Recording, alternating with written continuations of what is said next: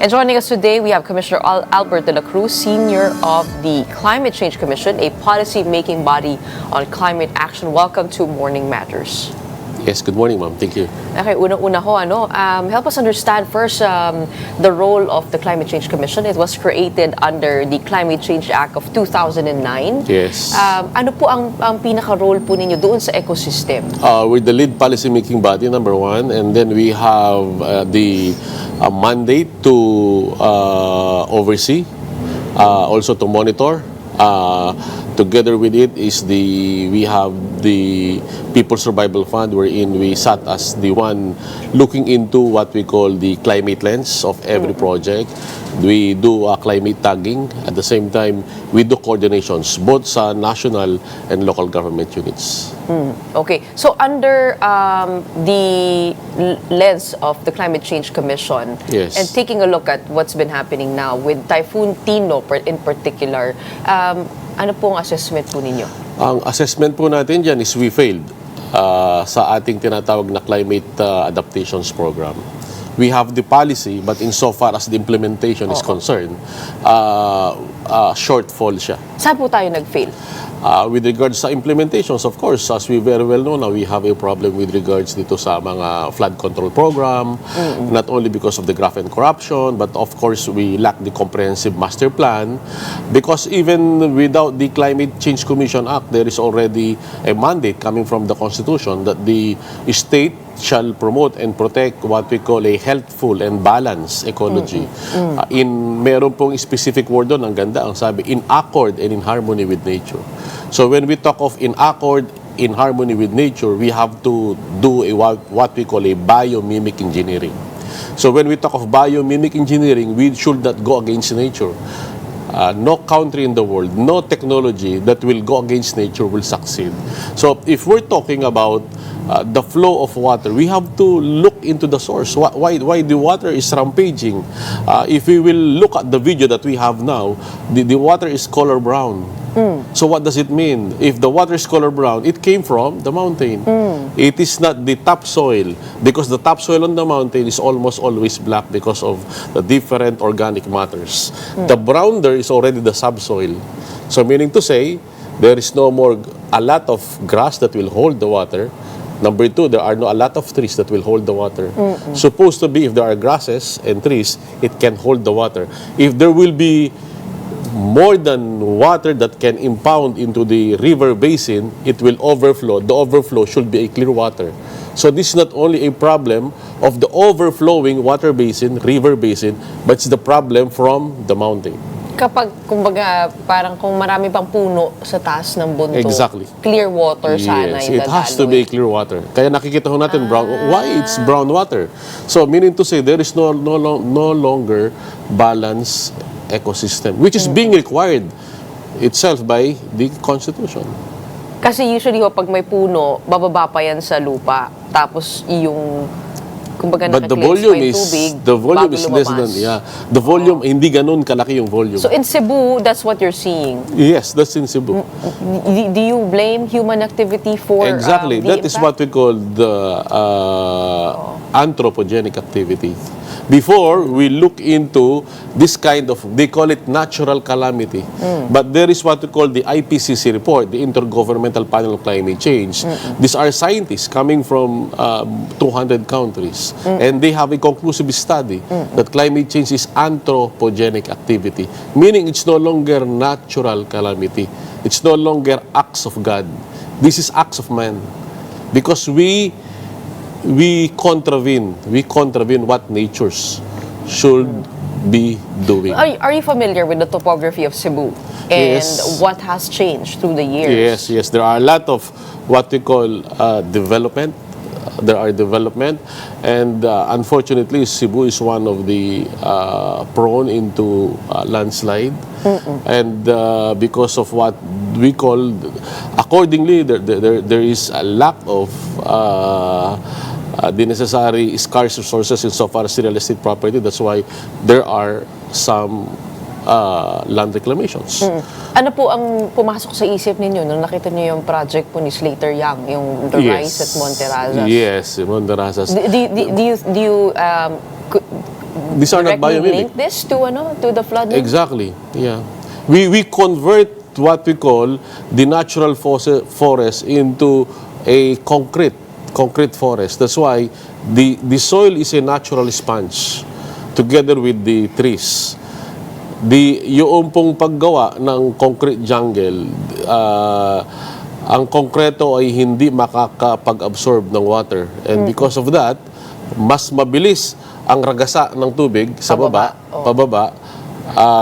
That's number two. Number one, wala siyang absorbing capacity as a sponge. Number two, because of that, bibilis ang pagragasa ng tubig. At yung absorbing capacity ng nasa baba naman, ganun din. What we've done is we turn our city, supposed to be, the urban city should be planned based on the environmental capacity. We should not have all a concrete road, a concrete jungle, kasi yung water absorbing capacity ng ating lupa ay mababawasan. And then there are a lot of problems with regards to lack of environmental balance within the city. Sabi naman po ni Slater, gagawa naman daw sila ng tawag dito? Ano pong tawag doon sa... Water impounding? Water impounding sa ilalim nitong complex niya. I mean, how much could that work?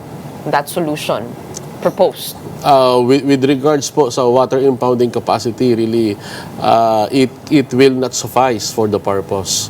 Supposed to be, it's very basic.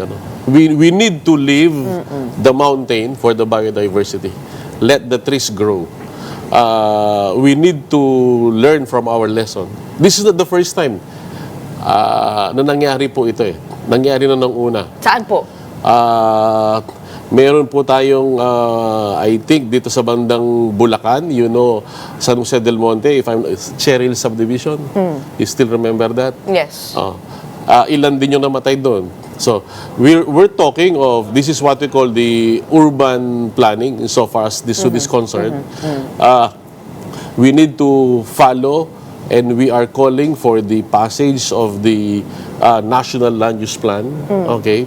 Sa ibang bansa po, ang ganda ng National Land Use Plan nila. And it is the Bible. It has to be the Bible of all development, both on the rural and why has urban that area. not passed? It is not being passed because of lack of political will. As simple as that. We all have the sciences with us. We have all the renewable resources, the science with us. What we need now is the political will for our leader to listen to science. I guess the question on people's minds is bakit po ito nabigyan ng permit ng DENR? And where was the Climate Change Commission on this? Actually, insofar as giving the regulatory permits, this is within the power not only of the local government units but also all other government agencies. Pati po ang DENR kasi bago ka makapagtayo kailangan meron kang compliance permit. Yeah, exactly. Compliance. One of which is the local climate change action plan. It has to be within the framework of the national climate change action. But what is happening now is they always file applications for exemptions, land conversions exemptions. And how could that exemption be accessed or merited? Exemptions, depende po sa titulo. If the title is a CLOA or EP, then they go to the Department of Agrarian Reform. Because under the Regalian doctrine, all lands belong to the state, and it was awarded to the tenants, and then the tenants sold it to the developer. The developers seek for exemptions or conversion, as the case may be. So doon po.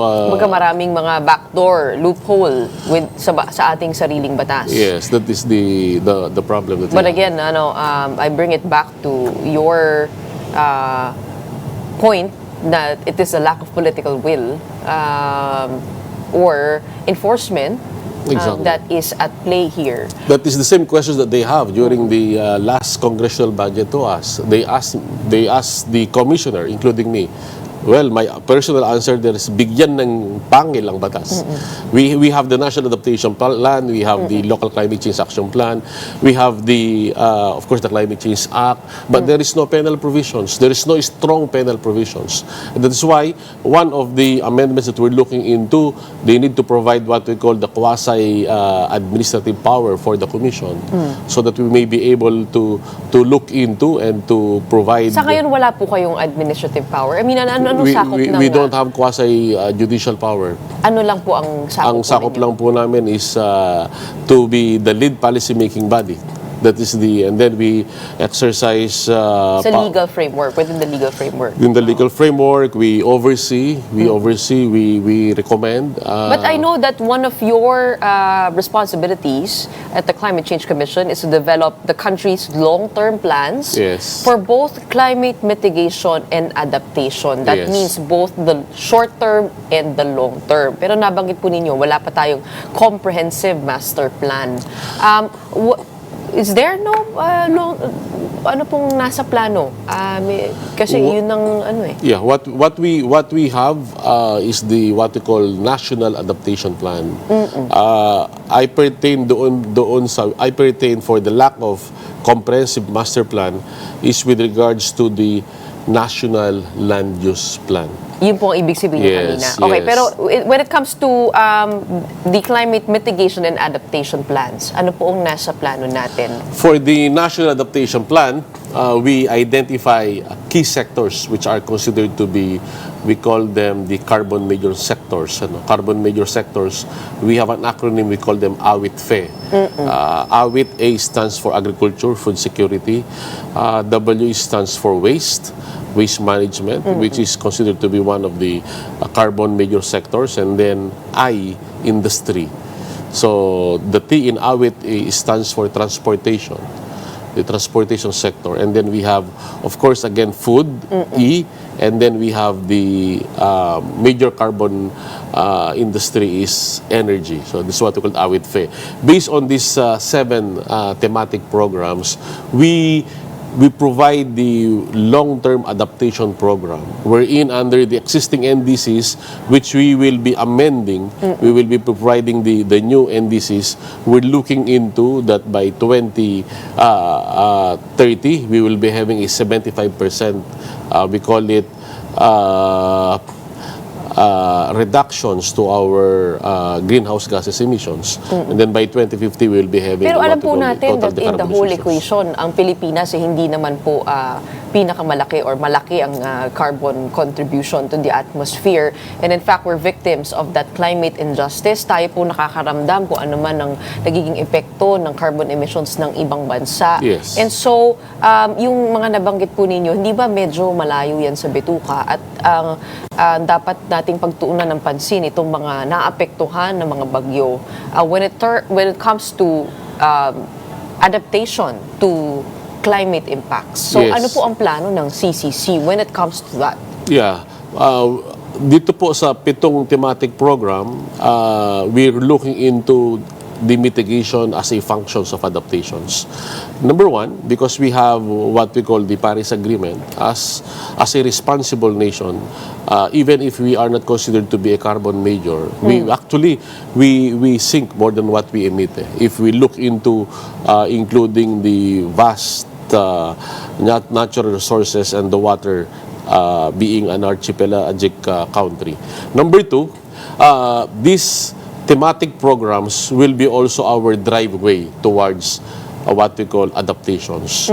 We need to adapt for us not only to survive but in order to thrive. For example, we're talking about e-vehicle. Ano po ba ang impact niyan sa simpleng nagta-tricycle or jeepney driver? Hindi siya gagamit ng crudo, we lessen the fossil fuel, we lessen emission, lalaki pa ang kanyang sobra sa kanyang boundary. Yung kanyang boundary, yung kanyang pang diesel na ginagasta niya, iyan ay maaring magamit pang boundary or boundary hulog. Okay. Number 2, we also provide what we call healthful environment because of lack of emission. Yung ating mga climate-induced diseases, including the problem with regards to lung cancer, etc., because of the smoke, the smog, etc., mawawala po yan. These are part of the mitigation as functions of adaptations. Pero yun po yung medyo mas Long term. long term eh. Yes, Sa these short are term long po, term. ano po yung mga plano? Sure. I asked this Yes. because there has been criticism on the Climate Change Commission, and I was listening to this, Yes. an interview with Dr. Mahar Lagmay from NOAA, saying hindi raw po napapakinabangan ng taong bayan yung studies po ng Climate Change Commission. Yeah. One of the major problem that we have is yun nga hong we fail to laymanize climate language. Hindi na pakikinabangan simply because we failed it to cascade to the so-called man on the street. Dahil actually ako po mismo, no, I came from the Department of Human Settlement and Urban Development. Before that, I came from the PNOC. Pero pagpasok ko sa Climate Change Commission, because most of the work of the Climate Change Commission is to be the focal point of the Philippines to the UNFCCC and to the other international bodies. The jargon, the way we discuss things, hindi talaga maiintindihan ng more than 80% ng Pilipino. And that's why we failed it. And for the last 2 to 3 years, 2 years and a half of our term, we want now to laymanize climate language by doing, we call it, sa mga pamamaraan na maintindihan ng ating mga kababayan. For example, we're always talking of climate change as historical, global. It has to be solved by what we call anthropogenic historical activities. Secondly, it has to be solved by a whole of global approach. That is the whole of nation approach, whole of government approach. So meaning to say, anong pakialam ng simpleng Pilipino? Kung if that is the approach. That is why we call it has to be a personal approach. It should be a family business. Why? For example, when we're talking of climate change and sustainability, we pollute the water, then we may problema ang ating mga anak, ang ating mga susunod na henerasyon. Also, if we will be able to amend the provisions of the climate change, specifically with regards to, sabi nga ng mga congressman, may pangil ba? Sagot, walang pangil. And because of that, even if we're always requesting the local government unit to provide and submit the local climate change action plan, if they will not submit it, then we don't have the power to provide the necessary penalty for them. Marami po bang hindi nagsusubmit? You coordinate with the LGUs? Yes, we coordinate. What is the role of the CCC when it comes to disaster response? Yeah, we coordinate with the LGU, and they submitted around 87% of the LGU submitted, and most of those who are not submitting are from the BARM. As we very well know, they have the autonomy. Kaya we are communicating with the BARM leadership to also provide for them to provide the necessary LCCAP or the local climate change action plan. However, more than 70% of this 87% local climate change action plan are in a form of resolution. So we are pushing that this resolution should be in a form of ordinance, so that the ordinance will be the one to provide the funding from the local government unit. Number two, they will be the one to provide the necessary penal provisions, because each and every local government unit are considered to be the frontliner for climate actions.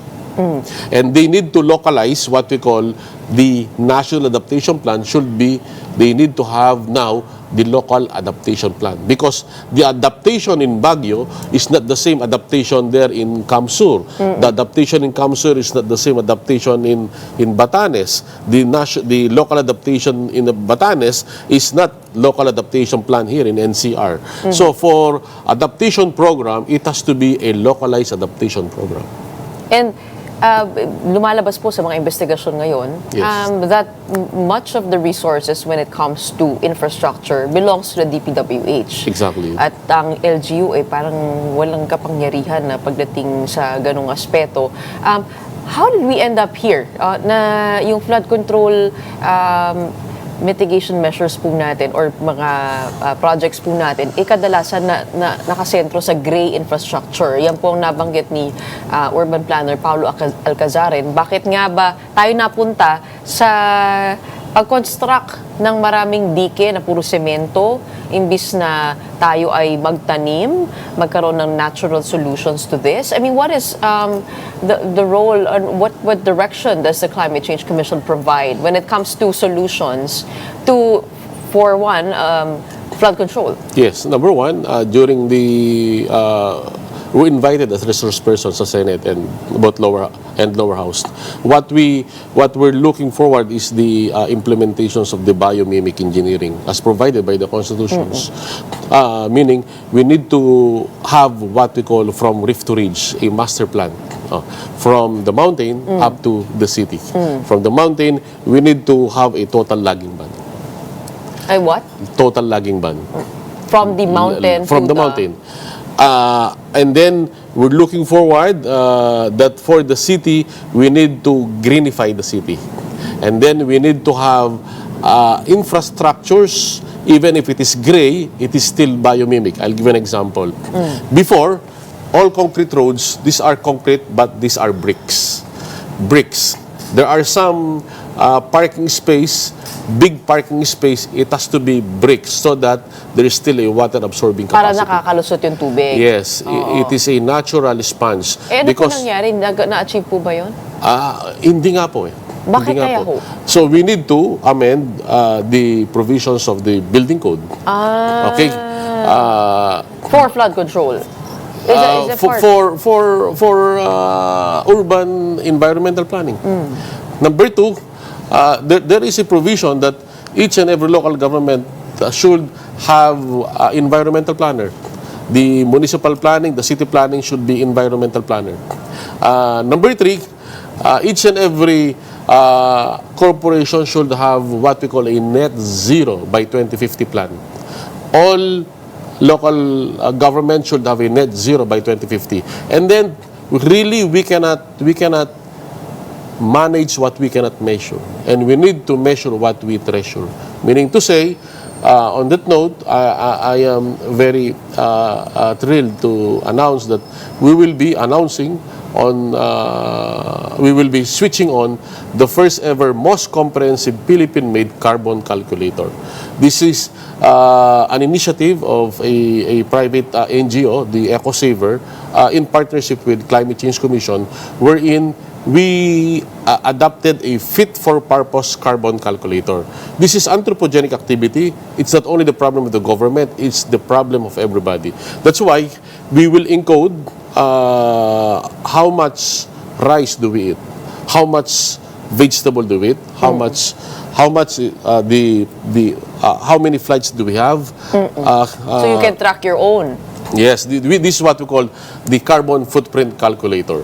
The carbon footprint calculator, we will be able to measure what we treasure so that we can manage what we can measure, both for individual and corporate.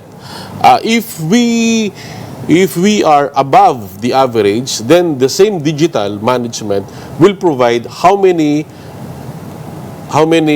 trees we need to plant. And we adopted, for the city, we adopted coconut, tree of life, and then we also adopted moringa. And then riverbank, we are adopting bamboo. For this, also, we are also adopting as simple as kamote. So, paano po ang kwento nito? Laymanizing climate language, grade 1 pa lang tayo, tinuturo na ang awiting bahay kubo, kahit munti ang halamang doon ay sari-sari. On that note, we adopt a whole of community approach. That's why on the 23rd of November, actually from 21 to 25, we will be also launching what we call the Climate Change Task Force. Yan. Climate Change Task Force is a whole of community approach, a whole of government approach. As we very well know, when we talk of customs, they have customs police. Yes. When we also have for the narcotics, we have now PDEA. We have a specific police force that will be implementing the laws that we have. For here, we don't have the budget. So what we did is the bayanihan type. We are now inviting volunteers. We will be training them as pollution control officer. We will be training them as climate change officer. And then we are looking forward that once we can provide the necessary framework, we're able to enhance their capacity. We are requesting Congress to provide the necessary budget for the climate change task force in order for this task force to be the one to look into and to implement the necessary implementations on the ground. Okay. How can people access the app? Meron pong QR code? Yes, we have the earthecosaver.earth. It's live. It's free. You will be able to know your carbon footprint. Yes. Okay, as a final question, no, ang Climate Change Commission under RA 10174 actually has the People's Survival Fund, which amounts to about ₱1 billion in funding from the GAA. Asa po napupunta ang perang ito? Ito po yung napupunta sa ating mga local government unit, directly downloaded, sa ating mga local For disaster response? For climate adaptations. Oo. Iba po ang To what program? When we say climate adaptation, in specifics, ano pong ibig sabihin nun? How does it look like? Ang kwento ho natin in a way na maintindihan ng ating mga kababayan, parang yan ang kwento ni Palaka. Si Palaka nilagay sa balanga, unti-unti inapuyan ng balanga, hindi alam ni Palaka, tinola na si Palaka. So, people hindi alam na mainit. Okay? Hindi alam na hindi normal na nakababad sa tubig. So they need to have adaptation program for the local government unit. Ano po 'to mga adaptation program na to? We can have number one, mitigation as functions of adaptations. Parang isang bala, dalawang ibon. We can have that.